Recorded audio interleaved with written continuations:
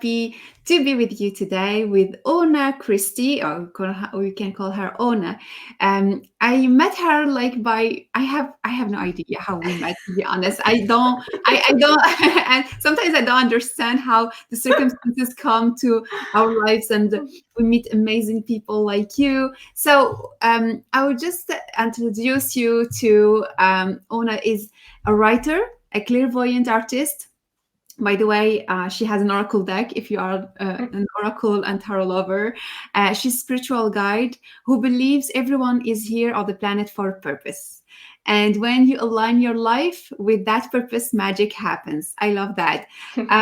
She likes and she uses nature, the arts, and energy work to guide people to their genius zone and functioning like a spiritual GPS. She helps spiritual seekers to orient themselves within their awakened awareness. She helped them to identify their superpowers and connect with nature and their higher selves. There are so many things about you. I want to ask just by that bio, Ona, who are you? How did you come to do this work? Those are really good questions that I've been asking myself for like probably my whole life. Who am I anyway? Right? I think that's the big question that we're all asking ourselves. Really, it's like drilling down to really who am I versus who do I think I should be, that to fit in with the world, to be loved, to whatever it is, or who am I versus the other people that I love or the other people that I'm around, and where does my energy stop and theirs begin? Who is it? Right? So yeah, very good question. I don't even know where to start, but I think I'm going to start maybe with the concept of genius zones, because and your superpowers, right? And I've learned to really look to nature for inspiration and for guidance and for teaching. And if you look at every animal, plant, even mineral, whatever, everything in nature has its own, I like to call it superpower, their own little niche, what they're really good at that helps them to survive and to thrive and to be abundant. And as human beings, I mean, we humans have a superpower. We've got several, like, our creative abilities, our heart, our love. There's a lot, just in humanity, but each one of us has our own superpowers. And when we learn to really identify and accept and honor and step into those, own them, right? Then that's when we come into our genius zone. That is this place of, I'd say, a kind of super creation where we can really become the creator gods that we are, right? As facets of the greater God, and step into creating, manifesting the reality that we're here to manifest. This is beautifully said. Reminds me of the card of the magician. It's like helping people and helping ourselves before starting to do that with people. We talked about that just before we start. There's so much, I would say, limitation on the road, and sometimes wonders we meet on the road, and surprises, beautiful surprises. How did you deal with that, and how do you feel that your work helps people through this way, through the road of awakening? Right, and it's really like the journey that I've taken myself, and I guess maybe I'll start as a child or as a young adult, because I was always drawing. Okay, I was always drawing, painting. That was really my means of expression. I think even before that, when I was like, I would sing when I was a really, really little child. Mm-hmm. And I remember at the age of 2, just lying in bed and singing healing songs to my little brother, who was 14 months younger than I was. And I was very aware as this little tiny child that that's what I was doing. I mean, I didn't learn the word Ikaral until just recently, but it's like, yes, these were healing songs that I was doing just very naturally. And you see that in little children, the small children, and also in teenagers when there's a certain point where they start to get really into something, right? And those are indications of those superpowers that we have. As a child, I was singing, and somewhere around the age of 3, I stopped singing. And it was just like whatever was going on in my environment, right? But I managed, because I think it really took the throat chakra, and which is, I think, very common with light workers. But I was able to continue that expression through the arts, and so I, just did that all my life. But I was an art major in college, and I remember at some point looking at the paintings I had been doing and realizing it would be a couple years later, I'd be like, oh, well, that's what that means. So with all the symbols coming forth and all the symbolism, and I wouldn't, yeah, right. Yeah, So, showing some paintings where you are. yeah. Yeah. Okay. And these are my cards. So these would be specific animals, but some of the paintings will be, maybe multiple animals or things happening, going on. And so I at some point looked at the paintings. It's like, oh, I could see what had been going on in my life and how it unfolded since then. I could see sometimes it was premonitions, and sometimes it was just like talking about the painting would speak about the energies, or, and I didn't know anything about this work, this energy work, this whole idea. I mean, it was it was completely unconscious. And I think that also is very common or it's just like, it's what we do really, even before we're awakened. When we're working in our genius zone, when we're working on those things that are really our superpowers, it comes through us. What we're meant to express, the spiritual nature of who we are, gets, just channeled through what we do. For instance, my accountant, I love my accountant, and you walk into her office and it's just like walking into like a healer's office. She's got these affirmation art on the walls and whatever, it just feels good, right? And I got to talking with her, and she was telling me the story of how she became an accountant, and she just kind of fell into it because she had been helping somebody with their business, and she just got thrown this accounting, and she said it was just like I'd done it all my life. It was just like, it was so easy Natural. for her. And so now she does it. She helps other people. And honestly, it's like, you would not want to sick me on anybody's books. Like, and I finally was like, this is such total spaghetti. After I got divorced a couple of years ago, I'm not even going to touch this, because my ex had been doing it. And it's like, so it was a real mess, and she helped me through that, but it was such a healing thing for me to be able to hand that over to her. She's doing this healing work, but it's through her accounting. I mean, of all things, really, we think of accounting as just this boom, boom, boom, boom, boom. But no, it can be anything that you bring your heart to, anything that feels good, that flows, where you can flow that energy. Yeah. This is really amazing what you are saying, because most of people, when we meet them, especially in our field, therapy and all this, we feel that they want to be a therapist, they want to be a healer. But this is really interesting, because sometimes we have a good job and we have a job that we like, but at the same time we feel that healing desire that can go to another direction, but we can channel that in a way, that healing energy where we are. Yes.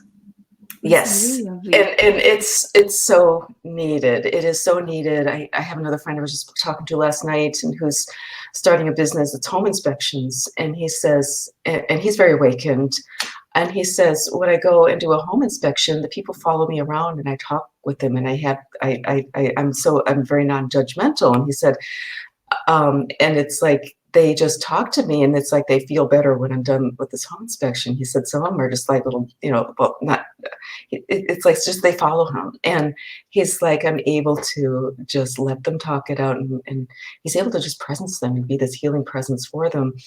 I mean, it's at, and I'm sure there are a lot of other levels of what he's doing, but yeah, you can take it anywhere. And I think that's something that is really, really needed right now, is for people to bring the healing work into everything they do. Like, this is like my second business that I'm transitioning into. My other one is, got a writing agency, and there's healing that happens through there too. And so it's been really kind of a struggle for me letting go of that, right?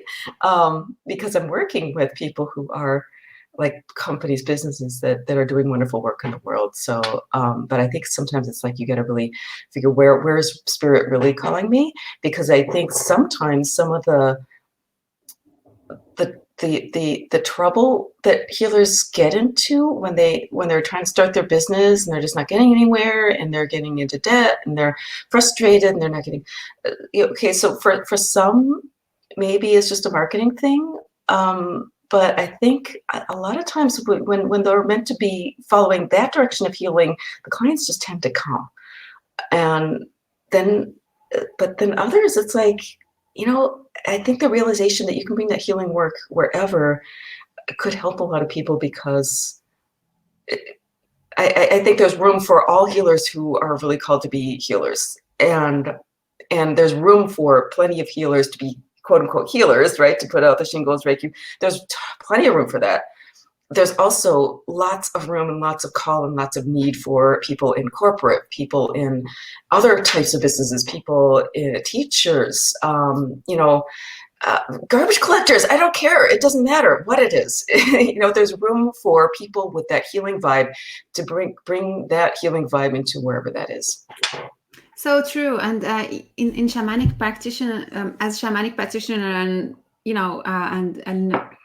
not really a teacher, but a student. I'm always a student all my life. And one of the things we learn about shamans is that they don't stay in their place in the cave with spirits. No, they interact. They have their own work with people. They are part of the society because society needs them. Yes. And we need to exchange. We need to be where the society is, where people are, in a way.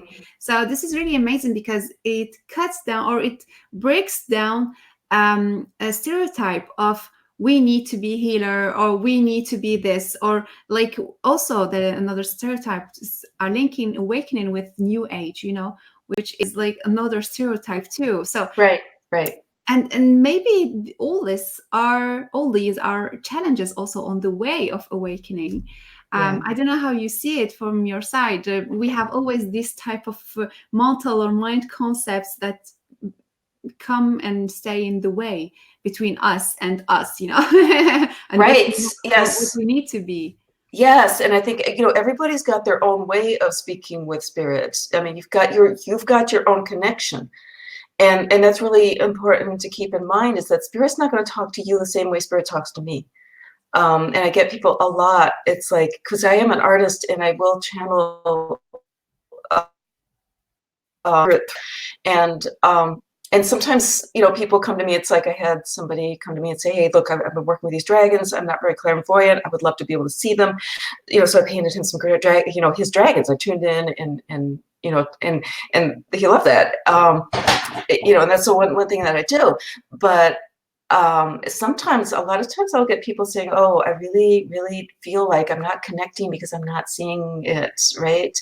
And it's like, no, you may never see it, or you may, if you really want to, put that in your mind and start working with it. Yes, you can work through it. Like I'm not particularly clairsentient, right? I'm, as I work through this, and it's starting to come because I really want it, but it's not necessary, right? It hasn't been necessary up to this point for me to be fully, and there's so many people, like a lot of the clients that I work with that come to me, and it's, I think there's this tendency when you work with a healer, when you go to a healer for awakening work, to put that person above you. But no, it's like when I work with a client, they come to me, and a lot of times I'm blown away with the sensitivity that they have with their connection with the spirit, and they're like convinced that they're not all that connected. It's like, whoa, wait a second, you're connecting these wonderful ways, right? And it's like it's so easy to compare oneself to somebody who's expressed, like, because I am a communicator, so I am communicating and expressing and showing whatever. And so there's this tendency to be like whoever it is that you're following, to want to compare yourself to, because that's what you're seeing, that's what you're seeing as a role model. But also just like look within and really trust that sometimes it's that little quiet voice, and one has to come to stillness to listen to it and realize what it is that's happening, the connection that you do have. But everybody, we all have that connection. It's intrinsic. It's part of nature, because we are part of nature. Everything in nature has that connection to have that guidance. And it's like we are learning from nature. We talked about it before. Nature is a teacher. Yeah. Is a great teacher, and The best. sometimes this is really interesting. Today we did the walk just next to my house, and we see some plants, and we call them like bad herbs, or like in French we call them mauvaises herbes, like an herb that is really bad. It's like, but at the same time there is no bad. There is no way to there's not just one way, as you call it. It's just sometimes we identified with with a dream, or with people around us, and we want to be like them. And talking about that as a model, we need to have models in our lives to follow. What do you think about that? Because we are getting to a new era, in a way. We are constructing a new planet. How do you feel regarding that? Who should we follow? Well, I think that's a really, really good question. Okay, because ultimately we need our own connection with source, right? But the role models are super important, right? Because a role model, what they can do, and this can be a flesh and blood model, like you or me, or other people, Oprah Winfrey, whoever it is, right? The children do this. They use their parents as role models, their older siblings, the kids in the neighborhood, the teachers, right? And it's a very human thing, and it's I think necessary, because we don't grow up in isolation. We're not meant to be isolated. We're meant to help each other. So if you can see that in the other, that mirrors something to you, that you sense is of a high vibration.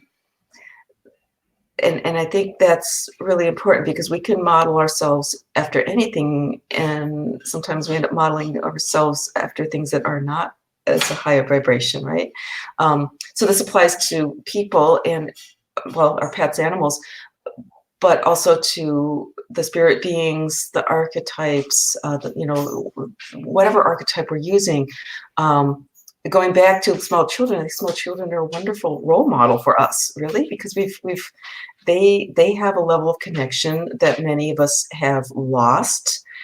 And even though, they are using us as role models, we can use them as role models as well. They've got that amazing connection. And when a young child falls in love with a superhero, and they're like, I'm Princess so-and-so, right?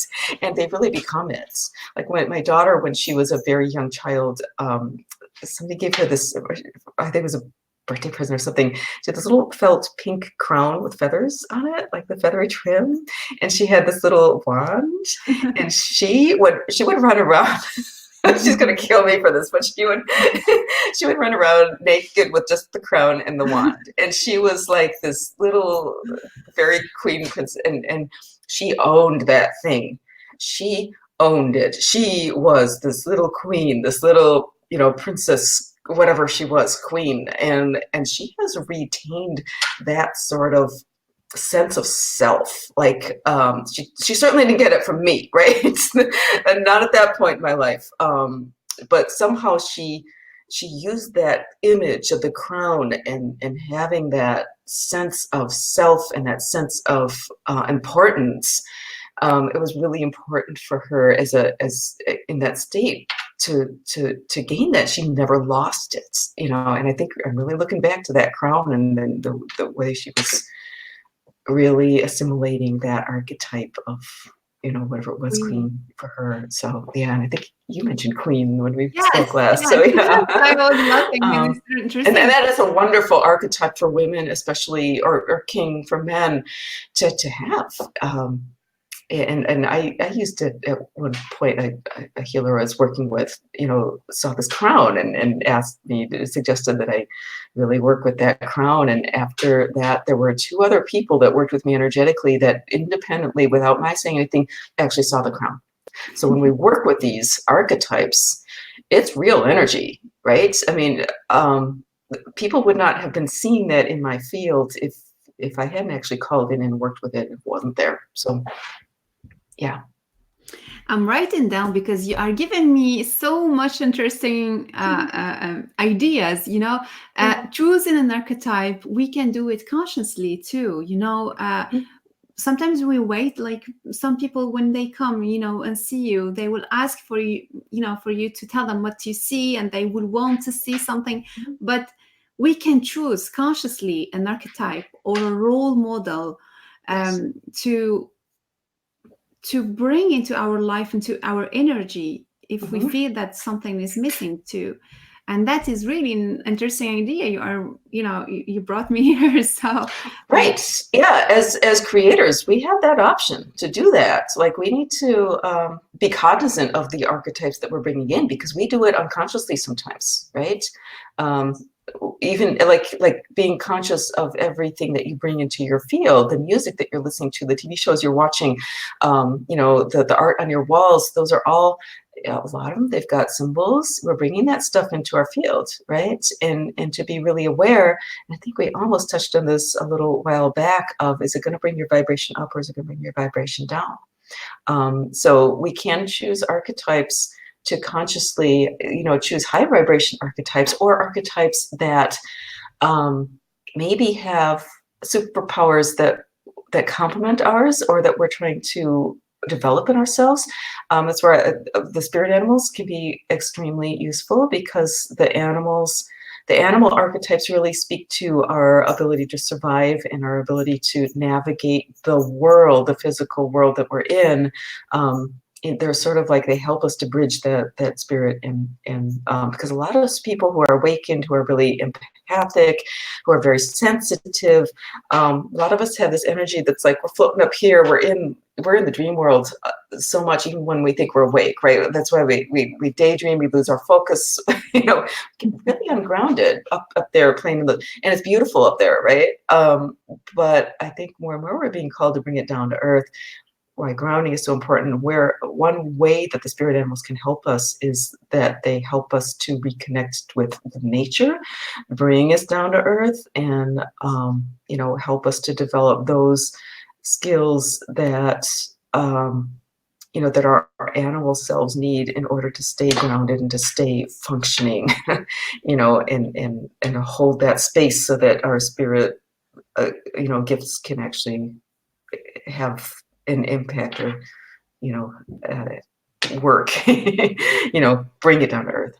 Yes, that is really interesting. And also, what I love about your work, and we see it in this oracle deck, is that every archetype, or every spirit, or every, for example, the animal spirit, you have written down the positive side, or the side that is more constructive, and there is the negative side, or the shadow side. So there is also this type of way I feel in your work is like the whole picture, to see the whole picture. Things are not coming just in white, but they come in white and black, and we need to see both of them. So I would ask you this question about the awakening, on the path of awakening, and all that shadow that can arise sometimes in our own way. How do we deal with it? How did you deal with that? Yeah. The shadows that come and tell you, you can't be that, or this is how you need to do, or this is how you need to act with that person, and this is how you need to limit yourself.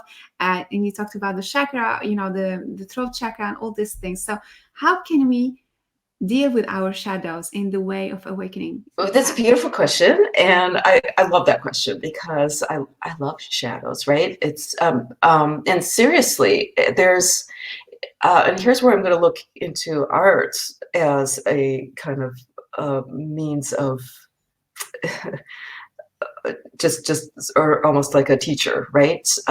When especially with painting or any kind of art, visual art, the shadows are so important. And they are just as important as the light aspects in bringing beauty to the piece, right? So if you take the shadows out, then it's all washed out, and you really don't have this contrast, this beauty, that brings out the beauty. Also, especially in watercolor, I think, or any kind of painting, watercolor, especially, some of the most beautiful passages are found in the shadow areas. There's a lot of color in shadow, right? That gets brought in, and when people, beginning painters, tend to just use black. Right, and it deadens it. It flattens it, and when you start bringing those colors into the shadows, and it really brings the whole thing to life. So recognizing that our shadow selves are here. If you take the big picture, the big picture, we want to separate everything into good and bad, right? Into good and evil, but it's all good, really. This is a koan. This is a paradox, because we need to both understand this whole where everything fits together. Everything fits together for a reason, and there's you can't really condemn anything, because it's there to help us, right? But then when we come down into our little human selves, we do need to be very discerning and be willing to just draw the line and to cut out those things that are lowering our vibration, because we're responsible for our own little facet of our own little self, right? So maintaining that high vibration and selectively choosing to cut away that which is bringing us down, and to welcome in, to receive that which is going to bring us up. That's really our job, as on the individual and the small level, right? On the big level, we can see where it all happens, and as you start to awaken, you can start to look back at your experiences and see that this person that was so challenging, he was one of my biggest teachers that really helped me. And what I've seen is that those challenges that come into our lives, and even which are the shadow part of ourselves rising up, right? Because everything's a reflection of ourselves, and that's the kind of the shadow part rising up, saying this isn't the right path. It really helps. The shadow's function is to show us the boundaries of where where the path is not, so that we can learn to steer ourselves back on. And it can be really challenging. Also, in any particular card that you look at in the deck, the shadow element, sometimes what I've called the shadow side, in that it tends to be a little bit more show up in ways that are more unforgiving, or sometimes those are things that we really need to call on in order to stay on the path. So I'm kind of hesitating. I don't know how I'm going to approach it when I redo the deck at some point, or maybe maybe try having a bigger. It's just freezing for the internet. Let me check if everything is all right. Guidebook with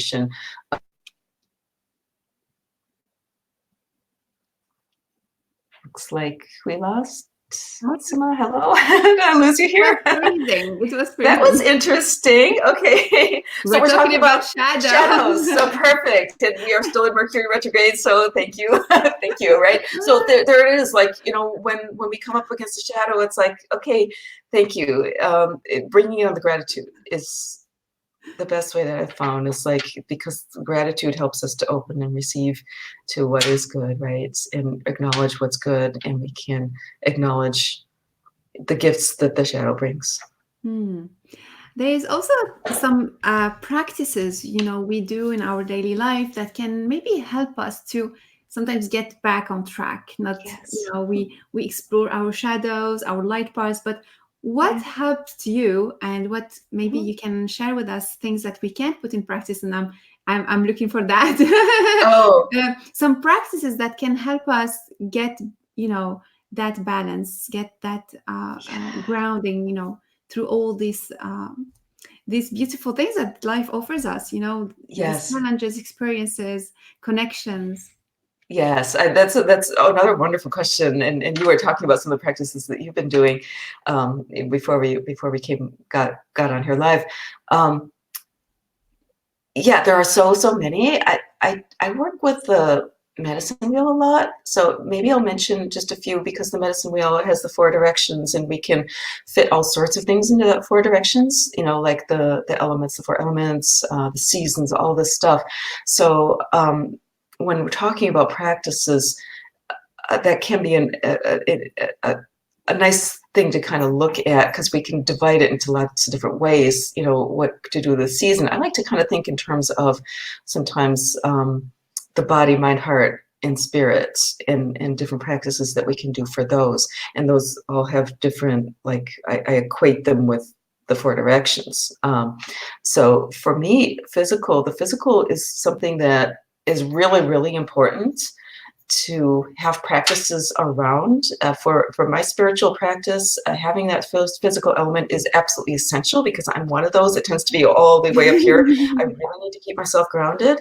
And so the physical practices, really, it depends on where I am at physically. The last couple of years that we've had a lot of these energies shifting and stuff on the planet and stuff, there's been a lot of us awakened people that have really reacted physically a lot. I'm one of them. I've had a lot of just weird autoimmune kind of symptoms, weird stuff happening. And I'm finding that with working with the physical body, it's really helping me to, you know, keep that physical health up so that I can, you know, bring in that light and be able to hold it and retain it and still function, right?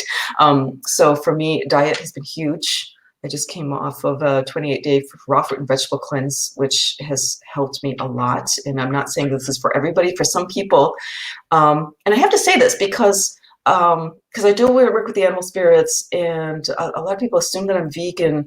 I'm starting to actually move towards that, but for a long time, I was eating a lot of meat for a while, and I felt like for me, it really helped, and I was feeling guilty about that. And so I asked Spirit, it's like, you know, I'm feeling really guilty about this. I don't want to be eating meat. And the answer that came in was the animals are here to help and assist, and um, that the biggest thing is not to feel the guilt, because if you're holding on to feelings of guilt, then you are really not honoring their gift that they have given, and that the most important thing is to really have that gratitude. Really, if you're going to eat meat, do it in incredible respect and gratitude, which, you know, and that can go into looking at selecting meats that are as much as possible humanely raised, you know, and there will be people that argue that killing animals for meat is not humane in and of itself. I can see that. I can see that point, but I can also see that some humans, and especially when we're really working with really heavy energies, that animal presence, it's like they give of their spirit and their bodies to us, help us assist and work through those energies. What I'm finding is, as I'm working further and further into this and bringing my head vibration upwards, I'm needing them eat less and less. And lately it's like I'm starting to move towards a more vegan, but it was a process. And so really just feeling that gratitude and really staying away from feelings of guilt, because that's really hard on them, and really they really feel it, you know, because it's all in spirit, right? They're aware at some level, even after they've given themselves up, and to have that honor and that gratitude is really super important. So okay, so that's one. And then working out in some way, I'm finding, for me personally right now, because I just went through a period where I was dealing with all these symptoms, and listening to the body. Rest is really important. But for me, for a while, I had to kind of give up the really hard exercise, which for years and years I really needed it. And now I'm moving more towards yoga. Kundalini yoga for me is amazing right now. I've started doing that, and that's incredible. If you've never done Kundalini yoga, but it's actually very demanding of the body. and it's not for everybody. And not for everybody all the time, right? But if it resonates with where you're at, it can be extremely powerful. There's so many practices. I could just go on and talk all day about this, but that's one. And then the on the spiritual level, the daily, I think whatever it is you do, making a practice of it, having that discipline, I think it's more important. I do have a daily prayer meditation that I do. I also do meditations, guided meditations a lot. But I think that having those daily rituals and sticking to them, even if you have to make them short on a particular day, it's like I never miss my daily prayer, even if, I got to catch a plane or something, and it can only be like 1 minute or 5 minutes or whatever. It's still just the act of doing it is, I think, that consistency is more important than, oh my God, I've got to maybe do my whole yoga practice of an hour and I don't have time to do it, and then we don't do it at all. It's better to do 5 minutes of yoga every day than to hit once every couple of weeks, do 90 minutes, right? So that's kind of, so wherever you're at, I mean, the emotional practices, working with the heart, right? That's kind of spiritual emotional, but working with that heart, working on gratitude, working on just acts of kindness to other people, like really, I mean, I could go on and on, but I think you get my get my drift. This is Everything really interesting. eventually, Yeah. eventually you can bring everything you do in life into your spiritual practice. Everything Everything is spiritual in a way. Yeah. Yeah, I love that. I love that. I love our discussion, and it's already half an hour that we are talking my about gosh. this. So I wonder if you want maybe to maybe offer us a reading about maybe this subject of awakening, maybe the subject of shadows and light, whatever comes to you, using your art that I love. So I will let you go with your inspiration. Okay, sure. Oh, so all right, so is just tune in, and this will be for whoever is listening in whatever time frame. So if you're listening later on, you're included in this circle here, and I'm really looking forward. I'm going to be looking over the next few months, maybe from now until maybe February. It feels like there's going to be a lot of shifting, big energies coming in, lots of awakening happening, a lot of up leveling, a lot of, and it can be that kind of time can be very challenging, right? Because we're really being asked to step into ourselves, our true selves, as much as possible. And the universe right now is like, we were talking about this before. The universe is like, all systems go, it's happening, get ready right now. So I'm going to be asking, what can we do to assist and to help us to anchor, ground, and assist our bodies, minds, hearts, and souls to bring in more light, to be able to hold this light and to do so with grace and ease and joy, as much as Spirit allows for.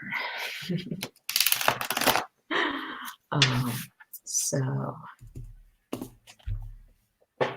while I'm shuffling, just going to see. Sometimes I'll just get the visual image.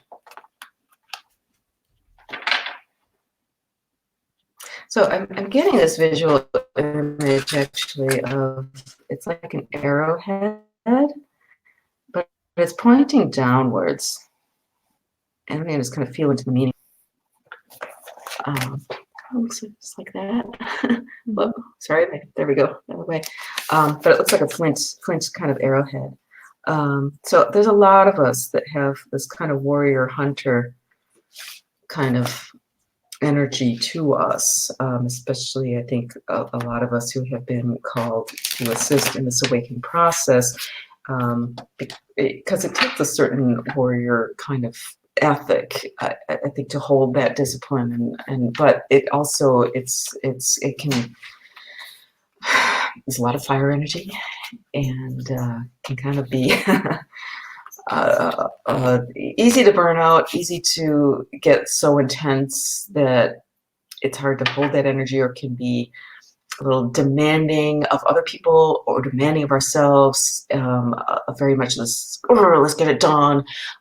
So what I'm seeing in this one, that's kind of pointing down, first of all, it's pointing towards the earth and just giving us that little hint. Okay, Mother Earth's got it. Mother Earth's got our back, right? Mother Earth loves us tremendously, and she is actually able, like, she's got this tremendous capacity for regeneration, she doesn't need us to do it for her. She doesn't need us to save her. We do not need to save the earth. We need to respect her and to love her. She needs love, right? So let me see what card wants to come forward. Got a couple here. Let me see. I've got Bison and Skunk. So let me see. Let me talk about Bison. I always like, whenever I see Bison, I really associate it with gratitude in a big way. We got the archetype of, like, the white buffalo calf woman, and the whole Bison as being this provider. And I also see it as I connect it with the element of earth again. This whole earth, very connection with Mother Earth and the abundance that's there. Bison has a lot to do with abundance, and because they give of themselves, it's this giving of themselves, and the whole animal was used, every part of it, and given thanks for. So how can we give of ourselves going forward into these few next months? Where are, coming back to that idea of, what are your gifts that flow easily from you? Each of us has a cornucopia of gifts, and that we can allow to flow. And we know what those are by the joy. It's like, when we do these things, it feels easy. We've got this thing in our collective kind of societal consciousness that good work has to be hard. And it's quite the opposite. When animals go about their work, or plants, it's sort of this effortless, like, yeah, sometimes they work hard, but it's like they do it with this sense of flow, with this sense of kind of ease, because that's what is just ingrained in them. So what comes easily to you, and allow yourself to give yourself away to that, right? And when I say give selflessly, it doesn't mean get taken advantage of. And I think there's that confusion, and especially with light workers too, that decide to go into business. There's this like, oh, we can't charge for it, or can't receive. There's this trouble receiving. Well, when you're giving of yourself in this selfless way, it kind of opens you up to receiving, right? Because it's like it's very difficult for that to flow if the receiving isn't there. Let's put it that way. You've got to be able to take in. That's where we start as young babies, suckling from the mother's breast. We've got to receive before we can actually give out. So receiving in gratitude, receiving from what Mother Earth wants to give us, receiving from the love that's there for us, all around us, which allows us to give from the heart, even from the heart. So let's look at skunk now. Because skunk does tell us about boundaries. It tells us about, little skunk. I don't know if you have them over there. Yes, I have them. I need to look for them. Where are they? But I think you have the image, so that's fine. Right. So they're, as we all know, they have this incredible odor that it's a defensive thing that they give off, but they're able to. They're not afraid to kind of let it loose, right, when they need to, but they have a very strong sense of, if you look at a skunk, they're just so self-assured, right? Yeah, they're so self-assured because they know they've got this defense that they can use, right? Yes. And they've also got like this white stripe that goes all the way from nose to tail. Well, that's Kundalini, right? That's the, that's the spinal column. So, and around skunk, you got to have respect when you're dealing with skunk. So, skunk is this big respect thing. So respecting respecting the boundaries that are yours, because if you don't respect those, there's going to be a big stink in some way, right? That, when we're challenged by these energies, when we ignore those little voices and do things that we know at some level is just not good for us, and we all do it, right? Because we have loyalties to these relationships. We have these little zones of, I call them the zones of seductive discomfort, where we're so, it's scary to go out of those little comfort zones. So we're always making these little choices that we know at some level aren't the right choice, because the right choice is really difficult. But skunk reminds us then when we're not making aligned choices, there will be a stink. Universe is going to throw something that's really going to stink. So that's a really nice way to put it. So thank you so much, Ona, for being here, for having this chat together about awakening. Superpowers came pretty much today. Superpowers flowing, Earth energy, Earth love. So I thank you so much for being here, for having this. I'm feeling like that quietness energy you have and that you are able to channel. So if you want to know more about Ona and her deck, Animals deck, I know that you are preparing. You are having some projects in the future too. I'm going to be working on a bee deck with it's a co-creative thing with somebody who works with bees, and I'm super excited about that. So, so if you follow my channel, then I'll keep people posted on that, because that's coming up. This is wonderful. So we have the link to your channel just below, and we have also your the website or the Etsy link, to your deck, so you can order it from United States where you reside. And I wish to meet you maybe for another time. Oh yes, we have the New Beginning 2020 within less than a week. This I'm so excited Sunday. About that. Yeah. Yes, me too. Thank you so much for inviting me to that. And it's my pleasure to have gathered 24 YouTube channel to talk about 2020 in through their perspective, through their passion, and more. We are having the third bonus. We have 3 bonus videos also that are coming after the event. So pretty much excited about all the subjects we will have, and your topic would be about animals too.